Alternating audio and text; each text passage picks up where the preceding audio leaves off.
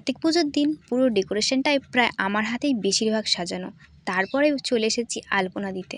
সবকিছু এত তাড়াহুড়োর মধ্যে হয়ে গেল যে আলপনাটা আমি তোমাদেরকে দেখাতেই পারলাম না। ঠিক আলতা পড়তে ভুলে যায়, বনি আমাকে আলতা পরিয়ে দিল। তাড়াতাড়ি সাজুগুজু করে আমাকে কেমন লাগছে সেটা বলতে কিন্তু তোমরা একদম অবশেষে পুজোতে বসার আমাদের সময় হয়েই আসলো। আর আমি দেখো এখানে পুজোতে বসেছি, তোমাদের দাদাভাই লুকিয়ে লুকিয়ে ভিডিও সারাদিন যেহেতু আমাদের না খেয়ে থাকতে হতো, তাই তোমাদের দাদাভাইয়ের মুখটা শুকিয়ে পড়ে একটুখানি হয়ে গেছে। তোমাদের দাদাভাইয়ের না খেয়ে থাকার অভ্যাস কোনোদিনই ছিল না, এই প্রথমবার সে না খেয়েছিল। আর মেয়েদের কথা আশা করি তোমরা সবাই জানো, মেয়েরা অনেক রকমেরই উপোস করতে না খেয়ে থাকতে অভ্যস্ত। তাই আমার না খেয়ে থাকতে খুব একটা অসুবিধা হয়, কিন্তু তোমাদের দাদাভাইকে দেখে আমার খুবই কষ্ট হচ্ছে। আর পাপান হওয়ার পর কেন আমাদের দুখানা কার্তিক পুজো হচ্ছে সেটা তোমরা ডিটেলসে জানার জন্য আমার চ্যানেলকে অবশ্যই দেখতে আসতে পারো, বা আমি টাইটেলের নিচে আমি ভিডিও লিঙ্ক শেয়ার করে দেবো, সেখানে গিয়ে তোমরা দেখে আসতে পারো। পাপান মাঝরাত্রিতে ঘুম ভেঙে গিয়ে মাকে দেখতে না পেয়ে সে এত কান্নাকাটি করছিল যে কি আর বলবো, তাই তার বাবা তাকে সামলাচ্ছিল।